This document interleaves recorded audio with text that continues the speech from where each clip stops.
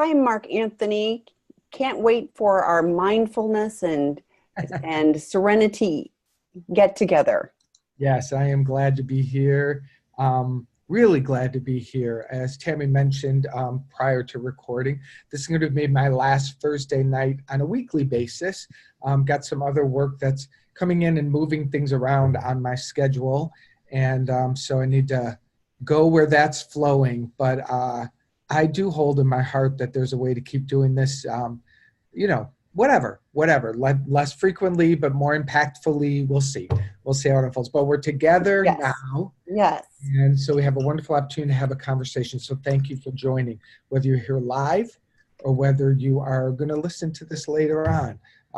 We appreciate you, and we're here to support you in your recovery, and specifically in the spirituality side of your recovery. There's the practical, there's the workbook and the work that we have to do. There's the spiritual development. It certainly is a holistic program. So, all right, let's begin as we Well, do. just want to tag onto what you just said. And I really think that if you don't look at it holistically, it doesn't end up working or working effectively. You're always, running into a wall with something because, for the people that I know that have long-term recovery, they have that inner peace and are able to deal with life. And, if you're only focusing on, this certain aspect and aren't looking more holistically, I think it's tough to really get recovery. Yeah, and what we've talked about, and there's lots of different viewpoints on recovery, and that's wonderful. We Mm-hmm. need all the viewpoints in the Mm-hmm. world. I speak, well, Tammy, you'll add to this. My personal experience is that the program for me is the spiritual awakening promise Right. in the 12th step, and I have had that. I'm still shocked. Mm-hmm. Yeah. And grateful. Yeah, me too. Yeah, and grateful. I genuinely, I don't mean that in an egoic way. I mean that in a humble way. That that's to me what the program is about. And I didn't remotely understand that in the beginning days, nor could I comprehend it. But I'm also looking at, um, gosh, almost 30 years later. Yeah. So thank you, Spirit. And like you, if people like us can have all of these years, something is working.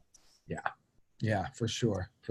So, all right. So let's begin with our mindfulness practice, our meditation practice. Two of the pillars of the program are prayer and meditation. And so I'd like to begin with about 3 to 5 minutes of centering, and then we'll bring that part to a close with the serenity prayer. And then we'll move into our conversation for tonight. So please join me if you can. And closing your eyes, connecting with your breath. Nice slow inhale through the nose. Feel the body expand. And on the exhale, feel the shoulders drop and the spine lengthen and all of the muscles relax. Another nice inhale through the nose, nice and slow. Feel the body. Notice the body drinking in and expanding. When you get to the full point, hold that breath for a few moments. Just hold it. And then exhale and invite your body to relax even more and invite your spine to lengthen a little bit more. So you imagine your spine growing taller as the body relaxes. And a third time, breathing in through the nose, nice and slow. Holding the breath when you're full. And exhale. And allow your breathing to go to its natural rhythm. As you just focus on the breath, notice the inhale. Feel the sensation of it entering the nostrils, coming into the body. Follow the breath and train your mind to focus.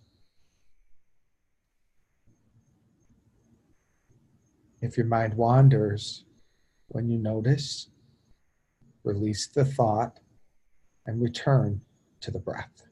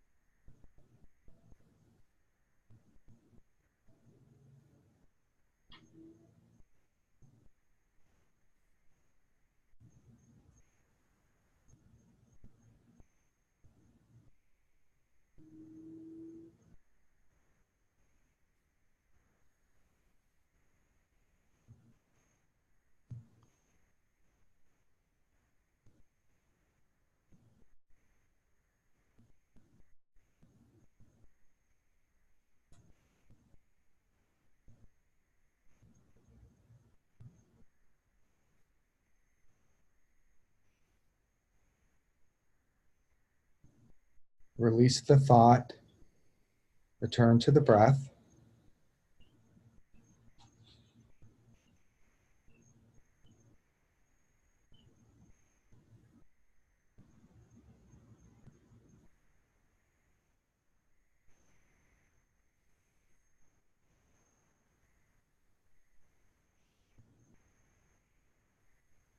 Allow your attention to float down into your heart. Imagine breathing right into the center of your chest. Place your attention there. And I like to imagine right in the center of my chest, my heart flowering open. So imagine like a beautiful kind of a red rose or something, opening up and the petals reaching far and wide, like the sun is on it and it's just opening and stretching to receive the sunlight. Imagine your heart opening up like that, not your physical heart, what I call your spiritual heart. And as it does, imagine that it's releasing a gentle energy of self-love and self-acceptance and self-forgiveness.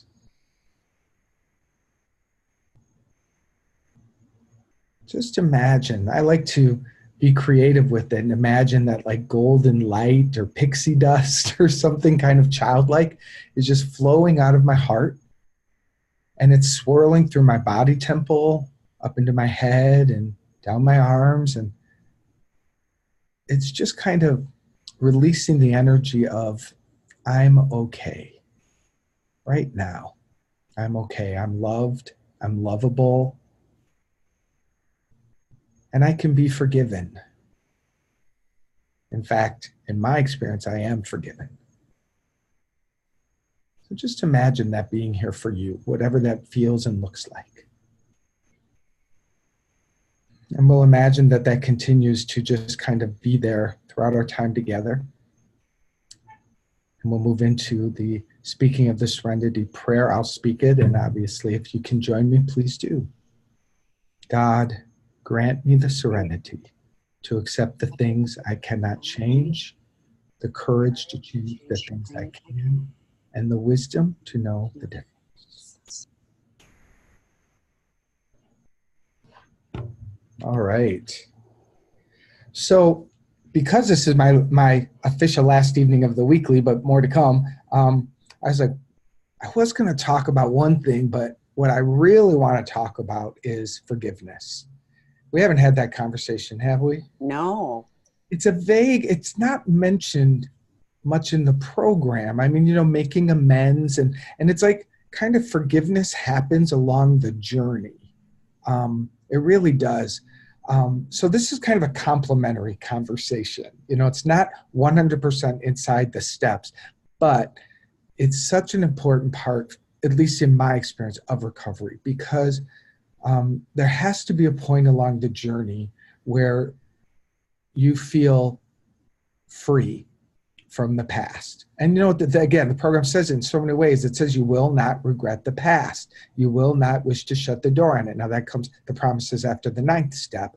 But nonetheless, there's the It's in the program saying that there's a way to experience freedom from regret, from rehashing the past, from guilt and shame. There's a healing experience, and that is a spiritual experience to me. You don't get it by you don't get it by taking any antibiotics. You don't get it by getting surgery or going to the doctors. You get this relief from the actions we take in the steps, and from the relief, the spiritual something that happens inside of us.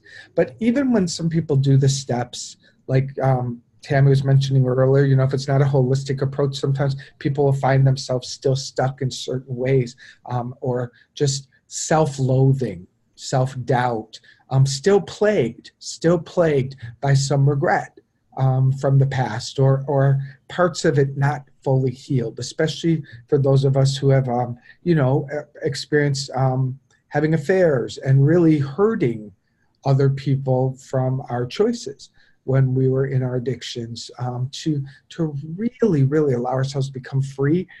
My profound breakthrough in that, I think, was when I really started practicing forgiveness of others. So if it's okay, I'm going to go down to different conversations, because forgiveness, I have found, is very, very confusing.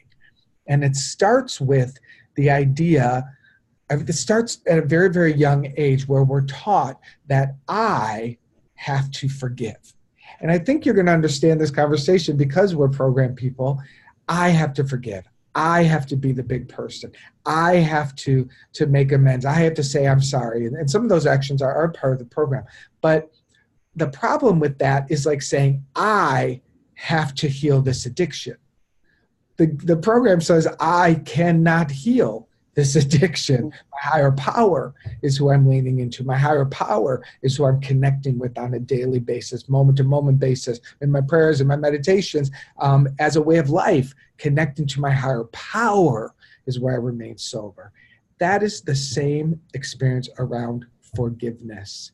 And for many of us, we sort of forget that when it comes to forgiveness, we sort of take all the power back. And I tell this story that when I was younger, my brother is 11 months older than me. I'm 7, he's 8, I'm 8, he's 9, whatever, it is.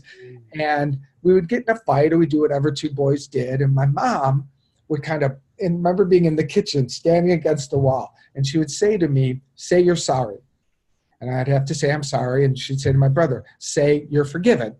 And he'd say you're forgiven. And then he would say, I'm sorry. And then she'd make me say you're forgiven. And I always say, there are 4 things wrong in that equation. Mm-hmm. I wasn't sorry. He didn't forgive me. He wasn't sorry. I didn't forgive him. So there was this confusion.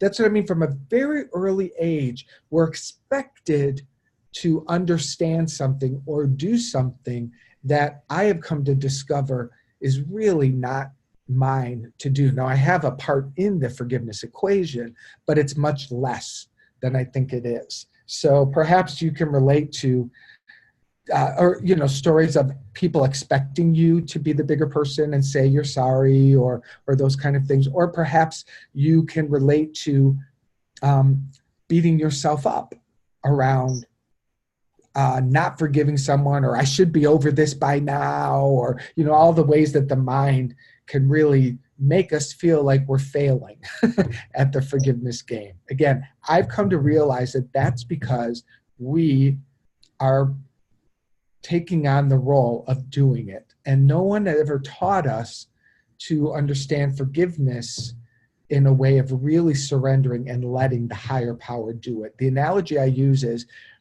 if I fell down a 30-foot hole, walking down the street, I just, boom, fall down. I could beat myself up all day long for not being able to hop 30 feet. Never could hop 30 feet, never will be able to hop 30 feet. That's logical. So what do? I yell for help. And as someone's walking by, hears a yell, they see me down the hole, they'll send down a ladder, they'll send down a rope, and they will help me get out of the hole and back on land. That's kind of how I like to think about forgiveness. Unforgiveness is like being down at the bottom of a 30-foot hole. And how do we get out of that 30-foot hole? Well, we can beat ourselves up all day long for not being able to get out of it, or we can ask for help. We can ask for help. And in that asking, I imagine a golden cord coming down into that hole, wrapping around me and lifting me up out of the unforgiveness. Another idea that many of us are familiar with, I think it's Einstein, that said you can't solve the problem at the level of the problem. Okay. The part that believes something bad or that I'm wrong, that part of me is not the part that's going to find freedom in forgiveness. There's got to be a higher self. Again, just like recovery. I can beat myself up all day long for not being able to stop particular behaviors, but I never had the power to be able to do that. It was only in the surrender and the calling out to my higher power that things start to shift. So when it comes to forgiveness, the first step in my experience and how I teach it is to ask, to simply say, I ask that forgiveness set me free. The asking is the opening. I don't want to get religious on us, but there's been many sacred scriptures. There is the direction to ask. Ask and it is given. Ask and your prayers will be answered. So the asking is a mystical something that happens inside of us where our asking opens our minds and our hearts to receive from that higher power. So a simple, instead of going, God, I've got to forgive, or I've got to forgive, or they should forgive, blah, blah, blah, blah. Like I can get really stuck on that rabbit, on that hamster wheel. Or I can say, I ask that forgiveness set me free right here, right now. I ask that forgiveness set me free in the middle of this story. And I also, if there's someone involved in the experience, I ask that forgiveness set me and this other person free. That's the first part of the equation. And that's my part in the equation, is to ask, to activate the flow of forgiveness. But forgiveness is a mystical something that is done unto me. The same way that recovery has within it a mystical component that is done unto me. It's exactly the same way that forgiveness works. So the first step is to ask. The second step is the important one. The second step is to refrain from thinking about the problem, obsessing about the problem, thinking about the person, wherever it is where you're asking forgiveness to be done. The second step is to stop talking about it, especially with your words. Every time we repeat the story, we're re-triggering the pain body. So if I can refrain from talking about it, and if I can, to the best of my ability, refrain from thinking about it, and that's harder because thoughts are fast. Thoughts flow like light. I can maybe catch my words and stop myself, but thoughts come and they come quickly. So I don't beat myself up around the thoughts, around the story. In fact, I flip it over and I say to myself, oh, thoughts about that, whatever it is, are here. So when that happens, I go back to step one. I ask that forgiveness set me free. And just like we've talked about here around the serenity prayer, around different things, how sometimes we need to just say it over and over and over like a mantra, like just keep pouring it in, pouring and pouring it in. That's the same way in my experience around forgiveness. I ask that forgiveness set me free. I ask that forgiveness set me free. I ask that forgiveness set me free. I will do that as a mantra for the sole purpose of lifting my attention off of the problem, off of the situation, the guilt, the shame, the whatever it is. So my forgiveness equation is so enormously simple. I ask that forgiveness be done, which is very different from me mustering up the muscle that I have to figure out how to do it. And then the second step, to the best of my ability, is to, I call it fast, have a mind fast, a mental fast from thinking about the situation. And for some people, when we're really used to thinking about, we're kind of obsessed or about a thought, about ourselves, about the other person, about the addiction, about whatever, it can feel almost blasphemous to just not think about it. Well, I've got it. They've got to do something. I've got, it's like that thing again. It's that I in me, that small I that's so wound up and activated. And the thought of just lifting my eyes up and looking in a different direction feels crazy, but it's such a profound way to heal, to just focus my attention elsewhere. It's the power of choice. I think I spoke about this before too. I gotta stop saying that because I talk about this. One of the gifts we get from the program is the ability to choose. Before program, there was no choice really. It was act out, act out, act out, pretend I'm not going to tomorrow, do it again, do it again, do it again, pretend this is the last time. There was no choice. There was no choice. But the gifts of the program are a return to choice. There's that option, but now there's another option. That's the same way with the practice of forgiveness and focusing my attention. A spiritual practice is training the mind to focus on what is good, what is positive, what is happy and healthy. And that feels like a wrong thing to do sometimes. I can't explain it, but sometimes I'm so attached to the story, just laying it down and turning the other way feels ridiculous. And yet, sometimes our recovery is that simple.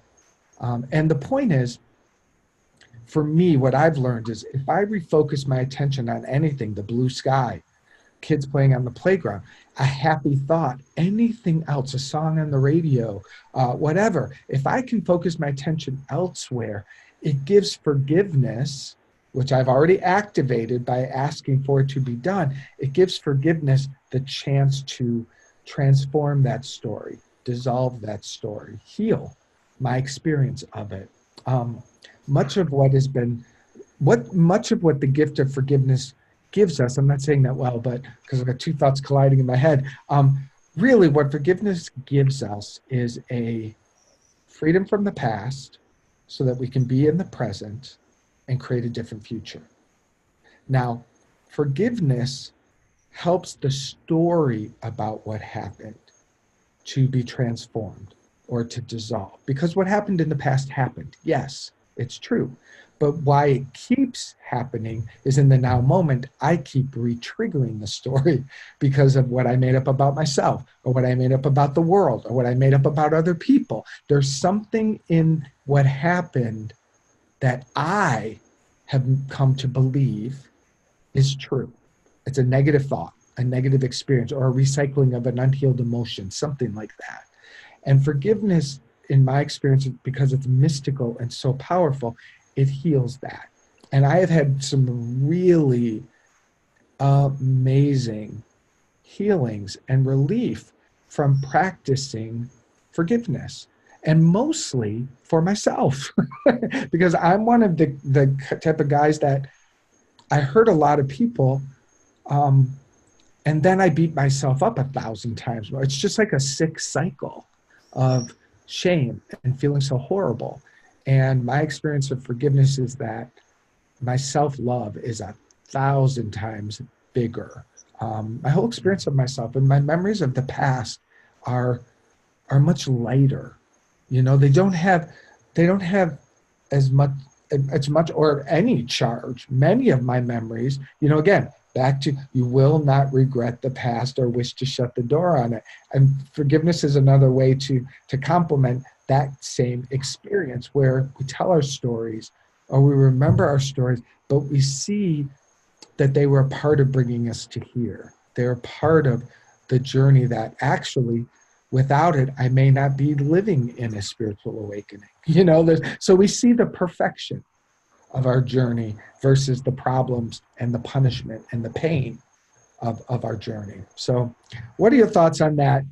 Oh, so much good things. Like even starting with the golden cord reaching down and wrapping around you and lifting you out. Because I was like, well, that's such a visual representation because you weren't saying, and I'm pulling myself up the golden cord, you were saying the cord is pulling me up. So I thought, wow, that's really letting go of the, I have to do this, and I thought that was, like I said, really helpful. I had to ask, I think the biggest one was for myself. And somebody pointed out to me, because I was willing to sort of get around to forgiving other people, because I too was raised, you need to forgive them, and like that whole thing. So it was more of a platitude, but the whole, I couldn't forgive myself because I'd just done such terrible things and blah, blah, blah, blah. And somebody wise shared with me that first of all, that I was acting like I would, like, didn't I believe that a higher power would be bigger than me, and Right. that they could forgive me. So otherwise I was thinking I was bigger than my higher power, which, addiction kind of tells us we are, because it's all Right. addiction. So that was really helpful for me to learn to do. And I do know that is freedom. I so aligned with you when you're talking about, I don't have that that reaction to the things that happened in my past. I accept that every single piece of that, the worst, the best, the everything, was part of my journey that got me to where I am, and I like where I am now. And I know that, like, I always think about, like, if you changed one thing, like in Back to the Future, if they change one thing, does it change the whole story? And it could be a disaster. I could be dead, whatever. So I'm grateful for the journey, even in the moments, where it was painful. I wanted to get your thoughts on, the whole forgive and forget. What do you think about that whole thing? You mean when people say, well, I want to say something about what you were sharing first, and Okay. then we'll get to that. Okay. What you think of is that one of my favorite sayings is, higher power do the heavy lifting. Yeah. Because again, I think I'm supposed to recover. I'm supposed to be better. I'm supposed to forgive. I do such a number on myself, forgetting that, no, it's my higher power's job to help me heal and do this work and do what is to be done. So yeah, I stop playing higher power. Be humble and ask for the higher power to do the work. I love that. I say that all the time. Higher power, do the heavy lifting. Yeah. Because I'm thinking I've got a lot more to do on my plate than I do. Yeah. Yeah. Well, So, and I saw myself trying to claw my way out of the 30-foot hole. And I'm like, no, there's a cord that's going to root, just pull you up, versus, okay, I've got the cord wrapped around me as a safety net, but I still have to claw my way out. You should still climb. Yeah. And clawing is awesome. Yeah. So forgive and forget. Do you mean that the phrase, well, I'll forgive, but I won't forget? Are you kind of... Well, yeah, people talk about that because people go, oh, forgive and forget, or I'll forgive, but I won't forget. So it's digging in either way. And so, I think a lot of people get stuck on, if I, forgive, then, I have to, then I'm giving them, it's like I've made it all okay that they did whatever bad thing they did to me. Yeah. It's a great question. Thank you so much on that. Another phrase that's coming to mind is I've heard of saying something like, to not forgive, thinking you're going to cause the other person harm, is like holding a piece of hot coal, thinking you're going to burn the other person. Like, unforgiveness really only hurts us ultimately. And I had an experience once where someone came up to me and was just so profound and so powerful and so free that she had forgiven me for something I had done about 5 or 6 years ago. She had to tell me the story. Tammy, I had no memory of the experience whatsoever. I don't even think it was me. I don't even know. I mean, she thought it was, and I didn't say that to her, but she was so, it was such an example of, she had been suffering over something, I guess, that I did, but I literally, if I did it, I was so absent-minded, or I had no recollection. And that often can happen where we're holding something against someone else and they're on the beach in Hawaii. Yeah. It's really not about them. It's about me trapping myself. So I really do believe that when someone says, well, I'll forgive, but I won't forget, that really underneath that is saying, I'm not going to forgive. It is an unwillingness to truly let go. Or it's like, it's just fake. It's half measures, and half measures avail us nothing. Right. Can't control, because here's the truth. And really what's happening is they're thinking about forgiveness, and then they're trying to imagine who they will be on the other side of it. Forgiveness is a bridge, and it will walk you to the other side, and you don't know who you're going to be on the other side of forgiveness. But if you try to contemplate it too far out, you'll get to a point where you'll scare yourself. And then you'll start to make up, well, what happens if this? Well, what happens if they do that? And you're way ahead of yourself. Like, forgiveness will move you one step at a time, and forgiveness will transform you. And when you get to the other side where forgiveness has really done its good work inside of you, don't be surprised if you do forget, or you won't forget, but you'll hold the story from a place of compassion, or you'll have something inside of you that made you see your part, or see yourself in that person. Like, there's miracles that come from forgiveness that help you to get out of this narrow view that you did me wrong to, oh my gosh, you're my mirror, or you need compassion, I need compassion. Like, the healing of forgiveness is so much greater than that saying. You know what I'm so Yes. And I always feel like I'm living in toxic soup if I'm, if I'm holding on. Somebody told me I was letting somebody live rent free when I held on to resentments and things like that, which of course made me angry. And one of the things that really helped me, and I really didn't like this either, was that I had to, they suggested I didn't have to do anything because, I get to choose. Because otherwise I don't like it. So I got to choose if I wanted to hang on to this and not forgive, or if I was willing to pray that good things happen to that person. And that was tough. That was really tough. But I learned on these things that I really, really, really was holding on to, and that were really causing me pain at the end, that it was a gift to be able to do that, because the more I did it, and when you talked about, refrain from thinking about it, every time I trained myself that every time I started having those thoughts and those negatives, I prayed for good things to happen for that person, all of those things. And so, I don't know if my brain just went, you don't want to keep having to pray for this person, so I'm going to make you quit thinking about it. I don't know. But regardless, what ended up happening was it kept lessening, and all of those things that went away.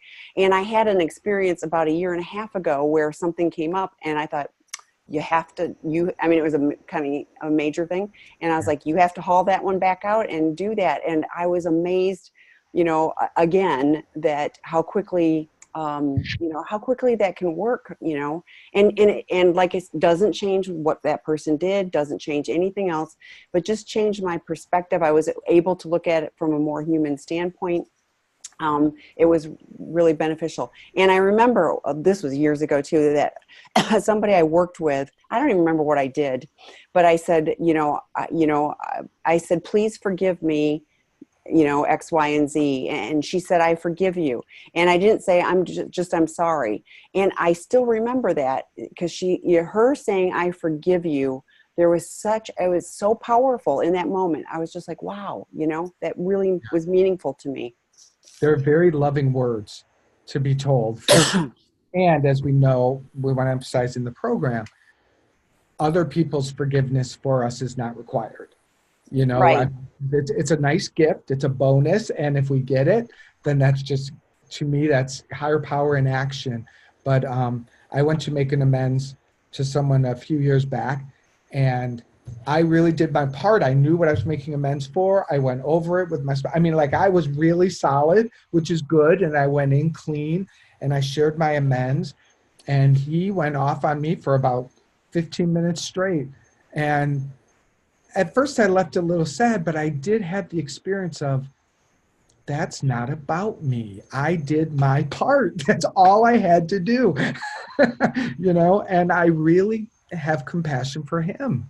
I really do. Like, we were friends. We're not friends. It's fine. I love him. Like, it's amazing the freedom that Yes. I feel around this person. I wish nothing but, I wish happiness for him. Hmm. I think my phrase is forgive so that you can forget. Mm. What I mean by that is Yeah. I want to forget. I want the pain to go away. I want to, and the thing of forgive but don't forget also has this like protection thing, but it's false protection. It's protection coming from fear. It's not trusting my higher power. Like if I forget, then I won't keep this wall up, and I need this wall up so that you won't hurt me again. You know, Right. that is not the wall of my higher power. That is me efforting and pushing away, and that will backfire. That will cause more harm to me and the next person versus really trusting my higher power in the forgiveness process. And if a boundary, if a wall is meant to go up, I ask my higher power to put it up. My higher power builds boundaries made out of love, and they're strong. They're stronger than mine. And, they will work in a way where everybody is blessed. Does that make sense to you? Yes. Versus the unforgiveness wall, which has attack and resentment. The bricks are made out of crap. There's just Hmm. no other way to say it, But a wall, a boundary made by my higher power, works, And suddenly I have the courage to say no. There's so many gifts on the other side of forgiveness. I'm a stronger man. I'm more patient. I do have more compassion for other people. But most importantly, when I think of stories from the past or such things come up, I've got that I can feel a self-love. I can feel a softness for myself. And those are some of the gifts that I get from forgiveness. So there's a easy to do 21-day exercise that I want to share with you. And I'm going to, I don't want to share my screen. That's not what I want to do. I'm going to do the chat box though. And in the chat box, and you take one piece of paper, a blank piece of paper, and you write at the top, I ask that forgiveness set me and the follow. Oh, wait a minute. I said forgiveness set me and the following free. So there's the sentence in the chat box. Right at the top, I ask that forgiveness set me and the following free. So you're in the opening sentence and you're activating forgiveness by asking. And then on that page, just in columns, in the middle, you want to leave the bottom section open to write another closing statement.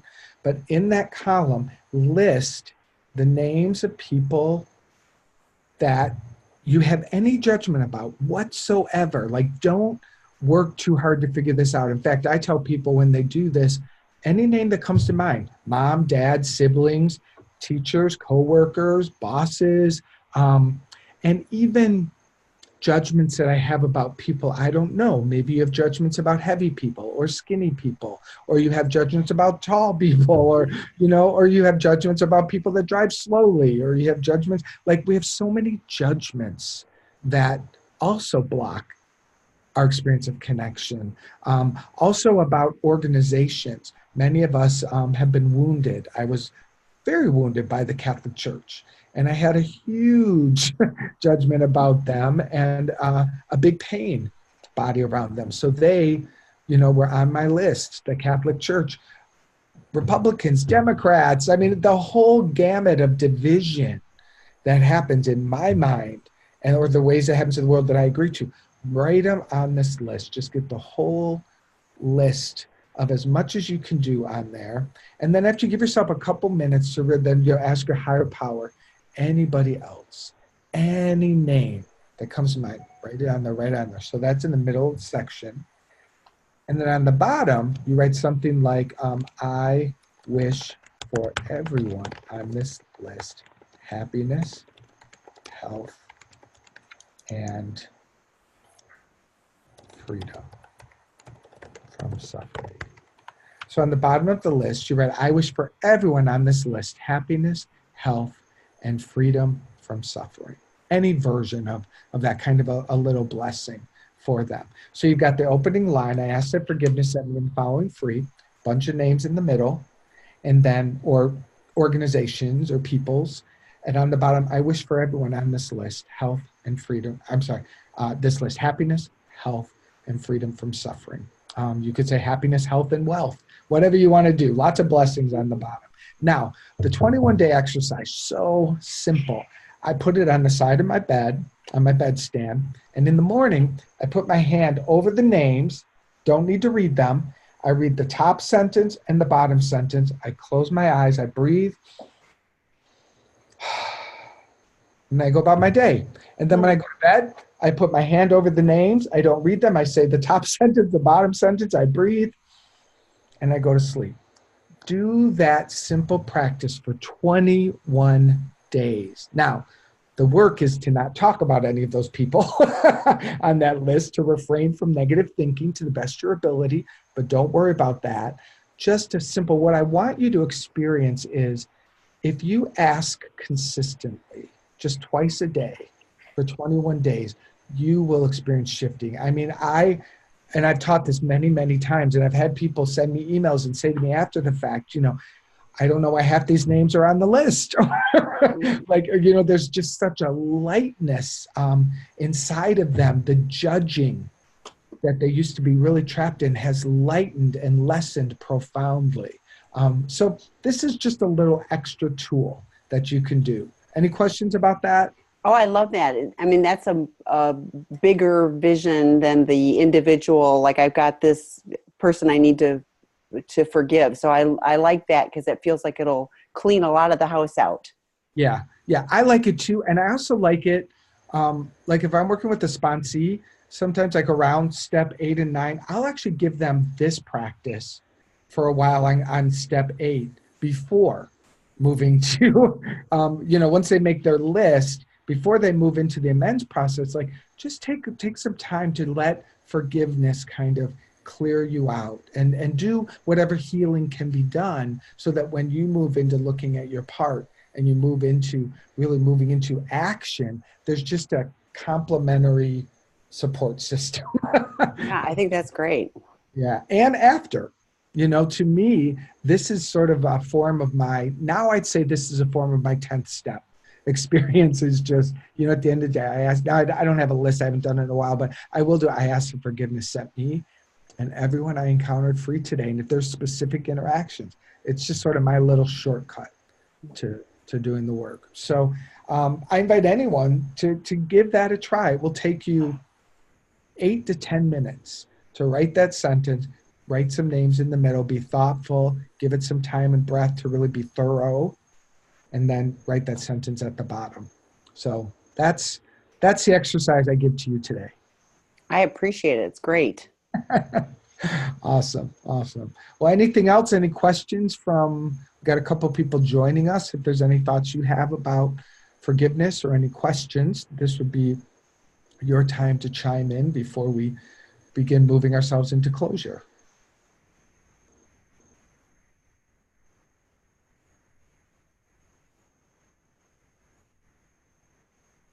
I love this one chat that came in saying hello to you. How much I look forward to the meeting. It helped me tremendously to deal with devastating years-long and ongoing betrayal trauma by sex addict husband of 40 plus years. Really glad you're here. Yeah. And again, like forgiveness for that, it doesn't mean you forgive and forget, but it just isn't holding you with a heavy anchor. Yes. At the bottom of a 30-foot hole. So. Right. Yeah. Exactly. It is tough. It's tough when we're not healing ourselves, when the other person isn't healing, and we can really take that stuff personally. There's no doubt about it. So, all right, my friends, any other closing thoughts from you, Tammy? No, I love the topic. I'm so grateful for all of your contributions, and I'm going to hold it open that we'll do this again, just a different way. Yes, definitely. So let's close with the Serenity Prayer, everybody. And just don't try to do forgiveness. Admit that you can't and ask. Ask Let forgiveness be done unto you, and see what happens. All right, with that, we take a breath together. Take a moment to appreciate the fact that we got to be together tonight in this important conversation of all the things that are happening tonight and all the places we could have possibly been. Here's the place to be.